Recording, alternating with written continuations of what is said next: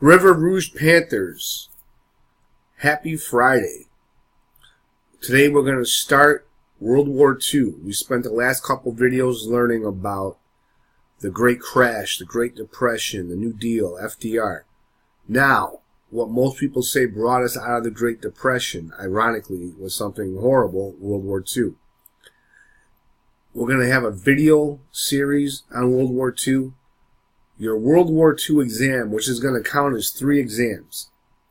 We're going to cover a lot, and it's incredibly important. I'm telling you right now, this is only the first video. I'm going to give you every answer to the test. All you got to do is pay attention. Watch the videos, pay attention, take notes on big ideas. You should be all right. It's going to be the biggest test of semester 2. Okay, so I don't ask you to memorize a lot of dates, but this date I want you to know. World War II begins in 1939 and ends in 1945. I'm telling you flat out, it's going to be on your test.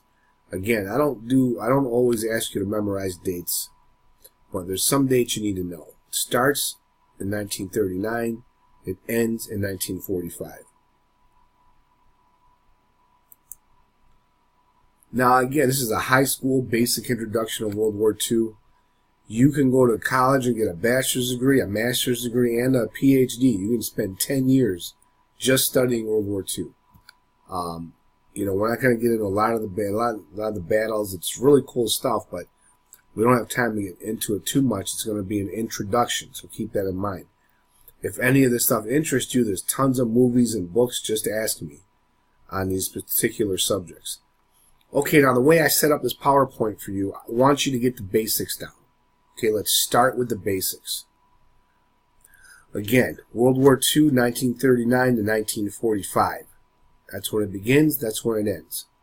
Okay, what is it? We already said it, World War II. When? 1939, 1945. Where? It's all over. It's in Europe, it's in the Pacific, it's in the Atlantic, Southeast Asia, China, the Middle East, the Mediterranean, Africa, Northern Africa. For a brief moment, it's on U.S. soil in Hawaii, right? With Pearl Harbor, attack on Pearl Harbor, which we'll talk about. Okay, why? Why does this war start? Well, there's a lot of reasons. We'll get into it.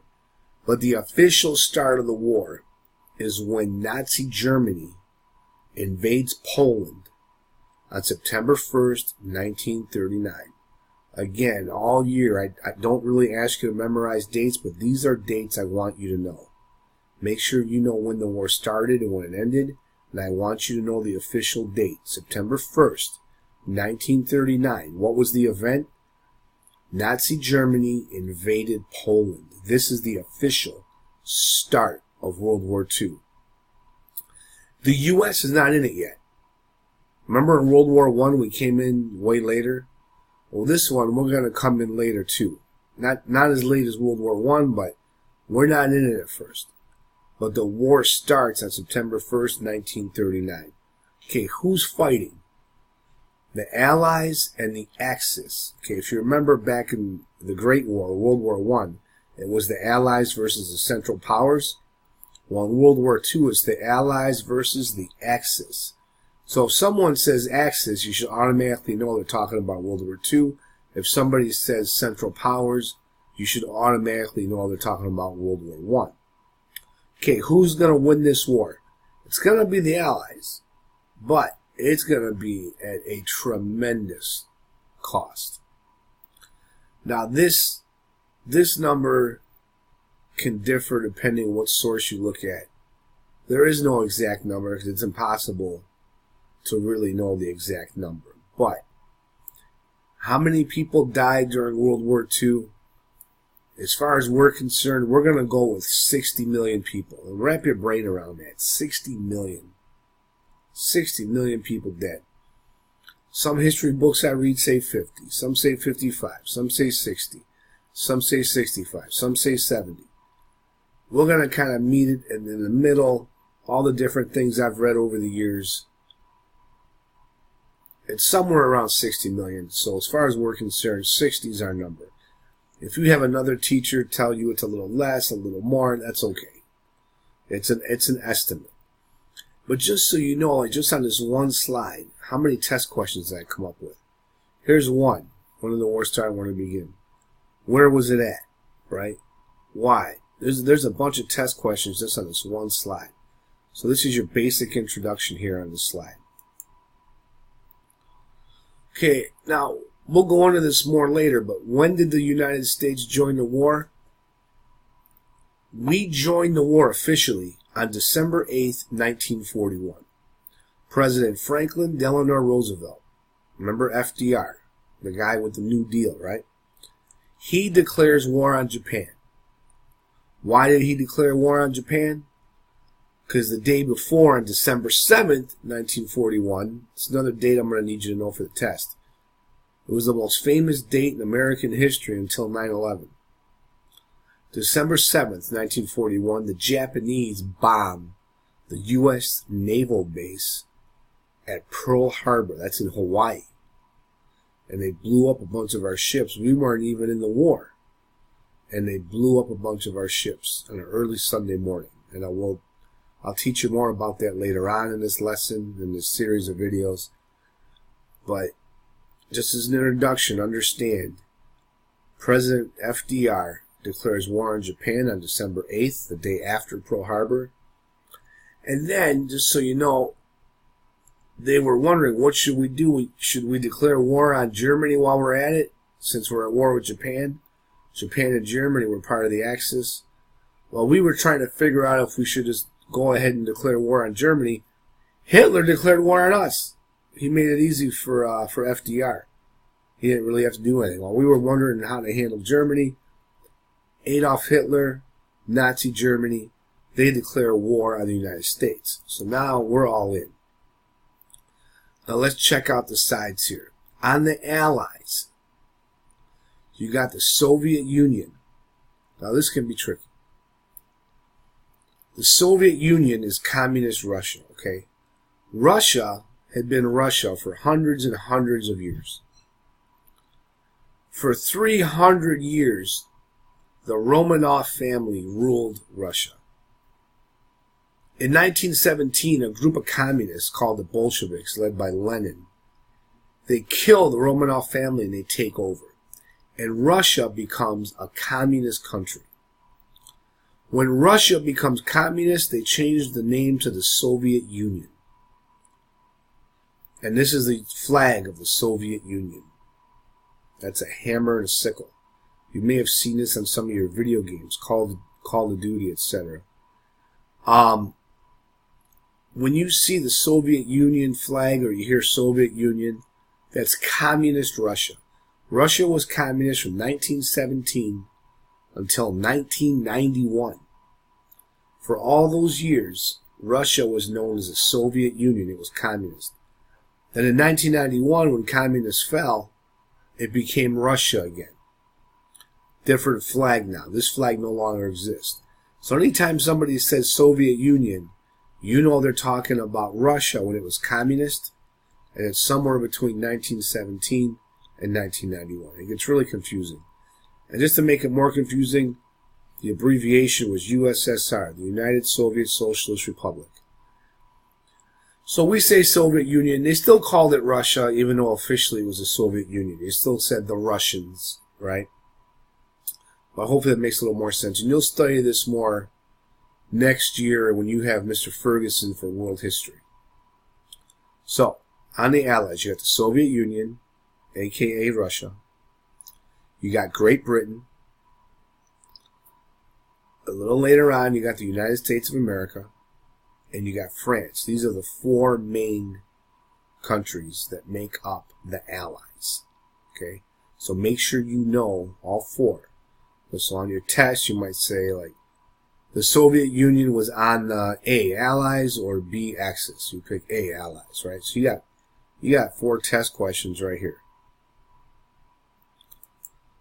Okay, now what were the main countries on the Axis? And then there was a lot more than these three, but we're just going to focus on these three. Again, it's a survey, 9th grade high school U.S. history class.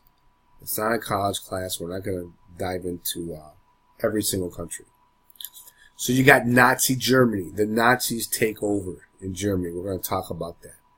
this becomes Nazi Germany's flag. This is definitely not the German flag nowadays. You can't even have a swastika in Germany now. It's against the law. But at the time, this is the flag of Nazi Germany.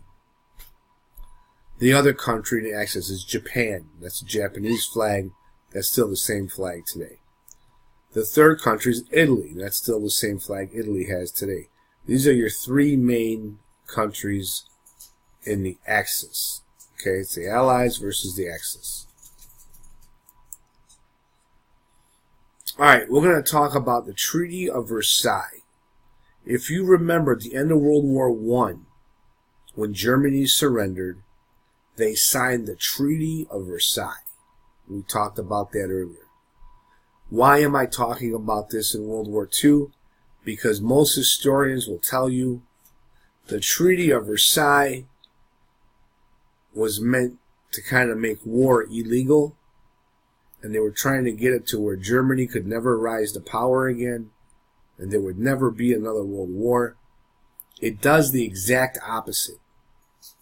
The Treaty of Versailles kind of guarantees there's going to be a second world war, and it gives Hitler an opportunity to come to power, and I'm going to explain that to you.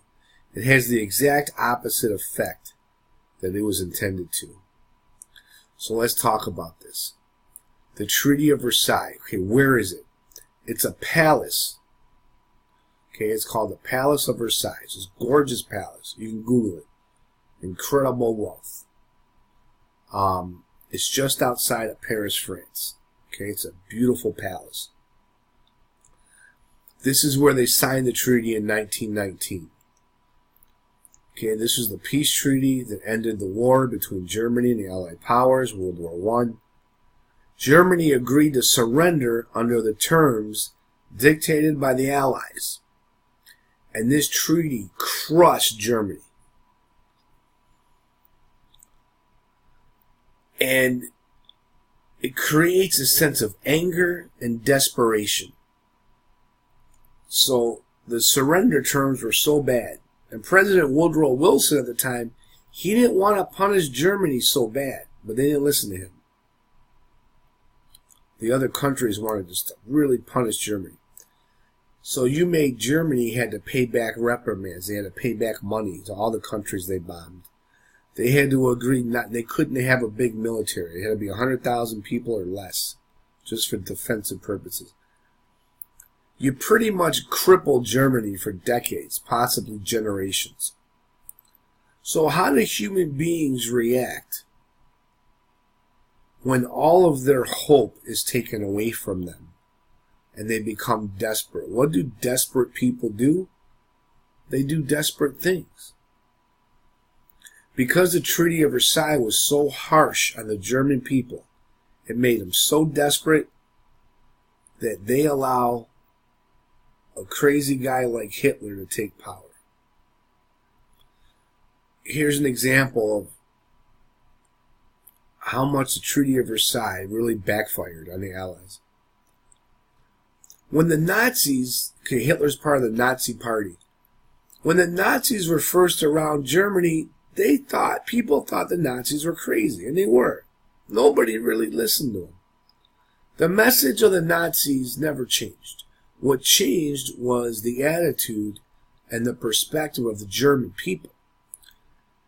Before the Treaty of Versailles, when things were, nobody cared about the Nazis. They were considered crazy guys.